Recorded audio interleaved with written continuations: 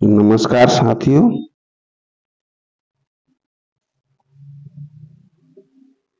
आज हम जानेंगे सामान्य ज्ञान में कुछ महत्वपूर्ण प्रश्न। हमारा पहला प्रश्न है, कौन लोकहितवादी के उपनाम से प्रसिद्ध हुए? इसका सही उत्तर है गोपाल हरि देशमुख। गोपाल हरि देशमुख को लोकहितवादी कहा जाता था क्योंकि उन्होंने प्रभाकर नामक साप्ताहिक समाचार पत्र में महाराष्ट्र की सामाजिक प्रगति के बारे में निबंध लिखे थे। परिणाम स्वरूप उन्होंने इस उपनाम का उपयोग करना शुरू कर दिया। गोपाल हरि देशमुख महाराष्ट्र सामाजिक सुधार आंदोलन के एक प्रमुख सदस्य और एक भारतीय विचारक, समाज सुधारक और कार्यकर्ता थे। हमारा दूसरा प्रश्न है, 1857 के विद्रोह के समय जगदीशपुर में विद्रोहियों का नेतृत्व किसने किया था? तो इसका सही उत्तर है कुंवर सिंह ने। जो जगदीशपुर है वो आज बिहार में है, वर्तमान बिहार में। और आंदोलन जानते हैं, दिल्ली से जनरल बख्त खां, कानपुर से नाना साहब, लखनऊ से बेगम हजरत महल और बरेली से खान बहादुर और फैजाबाद से मौलवी अहमदुल्ला और झांसी से रानी लक्ष्मीबाई ने नेतृत्व किया था। अगला प्रश्न हमारा तीसरा, सल्तनत काल में दार उल सफा क्या होता था? इसका सही उत्तर है चिकित्सालय। और अन्य शब्दावली को जानते हैं, अलमाथा ई सल्तनत राजसी सत्ता का प्रतीक चिन्ह, आमिल राजस्व अधिकारी, आमिर सेनापति या तीसरा सर्वोच्च अधिकारी, आमिर इर्दाद न्याय का प्रभारी अधिकारी, आमिर आखुर घोड़ों का निरीक्षक अधिकारी, आमिर कोह कृषि का प्रभारी अधिकारी, अर्ज ममालिक सेना का प्रभारी मंत्री। अगला प्रश्न हमारा चौथा, दीवान अमीर कोही नामक विभाग जो कृषि संबंधित था किसने स्थापित किया था? उसका सही उत्तर है मोहम्मद बिन तुगलक ने। दोआब कर वृद्धि, दिल्ली के स्थान पर दौलताबाद या देवगिरी को राजधानी बनाने की योजना, सोने चांदी के सिक्कों के स्थान पर तांबे के सिक्के या सांकेतिक मुद्रा का चलन, विजयों की कथित योजना बनाना आदि ऐसी योजना थी जिनको कार्य रूप में परिणत किया गया और फिर वापस भी ले लिया गया। यह मोहम्मद बिन तुगलक के शासनकाल की कुछ कार्य थे। अगला प्रश्न है, अकबर ने सर्वप्रथम दक्षिण भारत के किस राज्य पर आक्रमण किया था? तो इसका सही उत्तर अहमदनगर पर। अकबर द्वारा किए गए कुछ कार्य, पहला तीर्थ यात्रा कर को रद्द कर दिया गया 1563 में, जजिया कर समाप्त कर दिया गया 1564 में, मजहर की घोषणा 1579 में, दीन इलाही की स्थापना 1582, इलाही सम्मत की शुरुआत 1583, राजधानी लाहौर स्थानांतरित की गई 1585। अगला प्रश्न है, पानीपत के तृतीय युद्ध के समय पेशवा कौन थे? तो इसका सही उत्तर है बालाजी बाजीराव। 14 जनवरी 1761 में अफगान आक्रमणकारी अहमद शाह अब्दाली और पुणे के सदाशिव राव भाऊ पेशवा के तहत मराठों के बीच युद्ध लड़ा गया था, जिसमें मराठों की हार हो जाती है। वो पानीपत के तीसरे युद्ध में हार जाते हैं।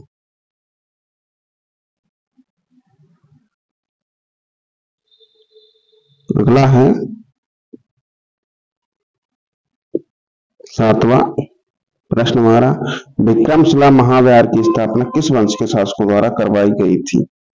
सही उत्तर है पाल वंश के शासकों द्वारा। इसका निर्माण पाल वंश के शासक धर्मपाल 770 से 810 ईसा पूर्व ने करवाया था। इस विद्यालय से संबद्ध विद्वानों में रक्षित, विरोचन, ज्ञानपद, बुद्ध, जेतार, रत्नाकर, शांति, ज्ञानश्री, मित्र, रत्न, ब्रज एवं अभयंकर के नाम प्रसिद्ध हैं।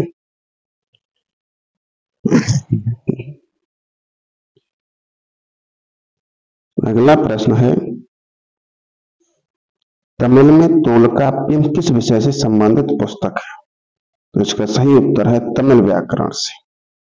तोलकाप्पियम 3 भागों में विभक्त है, जिसमें पहला भाग है एजुट्टू अक्षर, कर्नल शब्द और पोरुल विषय वस्तु से संबंधित है।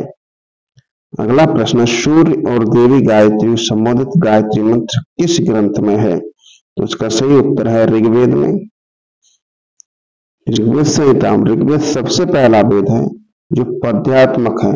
इसमें इंद्र, अग्नि, रुद्र, वरुण, मरुत और सावित्री, सूर्य और 2 अश्विनी देवताओं की स्तुति है। ऋग्वेद के 10वें अध्याय में 1028 सूक्त, 10 अध्याय, 1028 सूक्त और 11,000 मंत्र हैं ऋग्वेद। अगला प्रश्न है हमारा, औरंगजेब ने किस सिख गुरु को फांसी दी थी? तो इसका सही उत्तर है गुरु तेग बहादुर को। गुरु तेग बहादुर का जन्म 1621 अमृतसर पंजाब भारत और मृत्यु 11 नवंबर 1675 दिल्ली। 9वें सिख गुरु थे 1664 से 75 और दूसरे सिख शहीद। 10वें गुरु गोविंद सिंह के पिता भी थे। अगला प्रश्न हमारा 11वां, पूर्ण स्वराज की शपथ कांग्रेस के किस अधिवेशन में ली गई? तो इसका सही उत्तर है लाहौर अधिवेशन 1929 में। लाहौर अधिवेशन 1929 में इस समय अध्यक्ष पंडित जवाहरलाल नेहरू थे।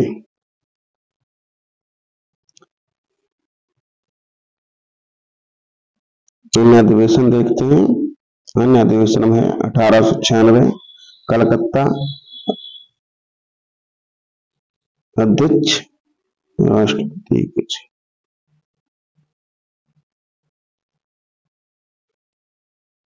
अध्यक्ष थे और वो रहीमतुल्लाह सयानी थे।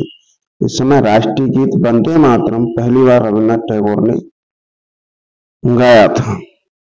अगला है 1899 लखनऊ अध्यक्ष रोमेश चंद्र दत्त, भू राजस्व के स्थायी निर्धारण की मांग की गई।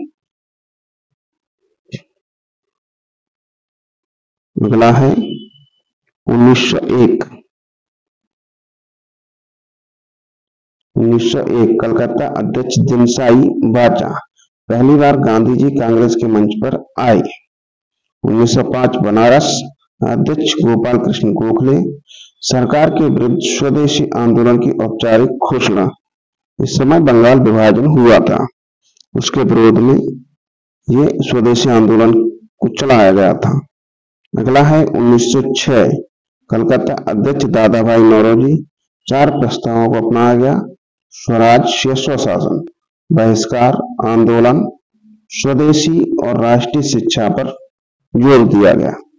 अगला है 1907 सूरत अध्यक्ष रास बिहारी बोस, कांग्रेस विभाजन, नरमपंथी और उग्रवादी जो गुटों में कांग्रेस का विभाजन हो जाता और सत्र का स्थगन हो जाता।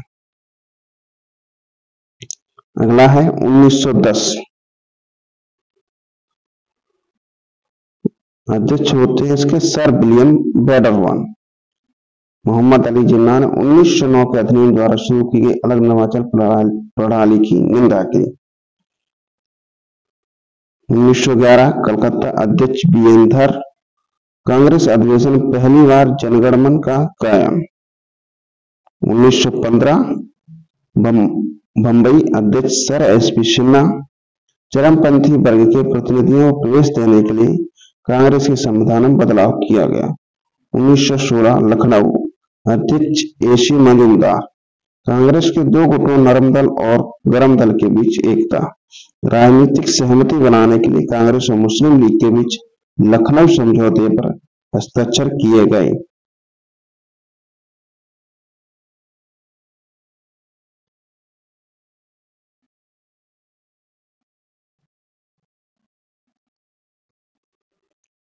अगला प्रश्न है, किस वायसराय की अंडमान यात्रा के दौरान एक कैदी द्वारा हत्या करा दी गई थी? तो इसका सही उत्तर है लॉर्ड मेयो। लॉर्ड मेयो 1896 से 1869 से 1872 तक। भारतीय राजकुमारों के राजनीतिक प्रशिक्षण के लिए काठियावाड़ में राजकोट महाविद्यालय और अजमेर में मेयो महाविद्यालय खोला। ये इसके मुख्य कार्य हैं। अगला प्रश्न है 13वां, भारतीय प्रेस का मुक्तिदाता किसको कहा जाता है?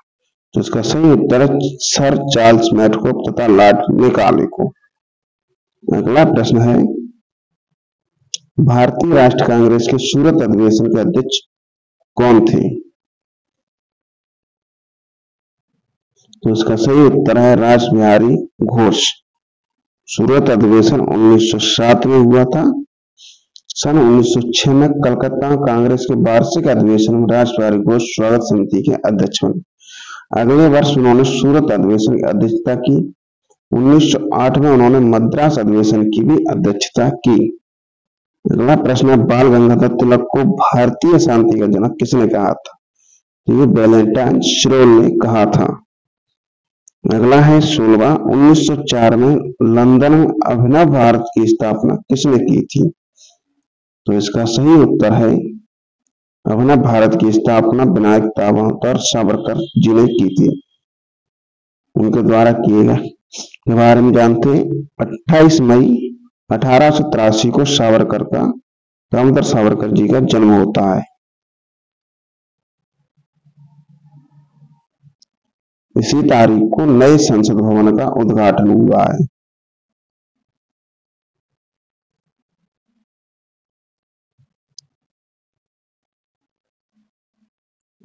मई 2023 को नए संसद भवन का उद्घाटन होता है।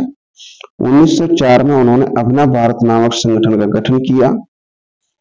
1911 में उन्हें काला पानी की सजा सुनाई गई। 1857 इंडिपेंडेंस समर किताब लिखी गई, जिसमें उनके द्वारा 1857 क्रांति को एक आंदोलन का नाम दिया गया। 1857 के विद्रोह को आजादी की पहली लड़ाई करार दिया गया था। विनायक सावरकर जी द्वारा ही दिया गया था। अगला प्रश्न है हमारा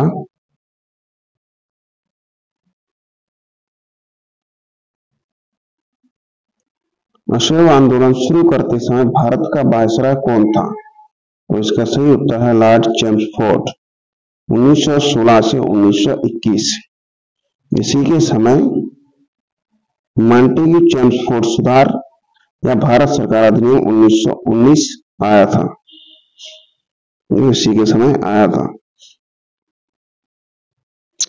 अगला प्रश्न है 18वां, दक्षिण अफ्रीका से लौटने के बाद महात्मा गांधी ने प्रथम सफल सत्याग्रह आंदोलन कहां प्रारंभ किया? तो सही उत्तर है चंपारण में 1917।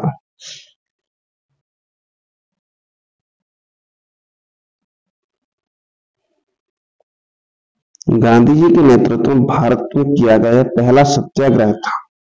इसमें बिहार के राजकुमार शुक्ल और मुकुटधारी प्रसाद चौहान ने महात्मा गांधी का भरपूर साथ दिया। कि 1918 में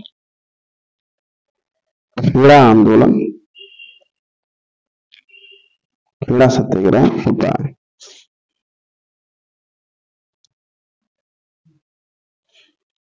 अगला है प्रश्न, भारत की राजधानी कलकत्ता से दिल्ली किस वर्ष परिवर्तित की गई? सही उत्तर है इसका 1911 ईस्वी में। भारत की राजधानी नई दिल्ली की नींव तत्कालीन सम्राट जॉर्ज पंचम ने रखी थी। 12 दिसंबर 1911 को दिल्ली दरबार के दौरान भारत की राजधानी कोलकाता से दिल्ली स्थानांतरित करने की घोषणा की गई थी। 13 फरवरी 1931 को भारत के वायसराय लॉर्ड इरविन ने देश की नई राजधानी के रूप में दिल्ली का उद्घाटन किया। अगला है प्रश्न, 23 दिसंबर 1912 को भारत के गवर्नर जनरल लॉर्ड हार्डिंग पर दिल्ली के चांदनी चौक में निकल रहे जुलूस पर बम फेंकने वालों का नेता कौन था? तो इसका सही उत्तर है रास बिहारी बोस। आजाद हिंद फौज की शुरुआत रास बिहारी बोस ने की थी। इस शुरू में अक्टूबर में अफगानिस्तान में स्थापित किया गया था। द्वितीय विश्व युद्ध के दौरान सन 1943 में भारत को अंग्रेजों का कब्जे स्वतंत्र कराने के लिए जापान की सहायता से टोक्यो में राष्ट्रपति बोस ने इसका गठन किया। वीडियो पसंद आए तो लाइक शेयर एंड सब्सक्राइब करें। धन्यवाद।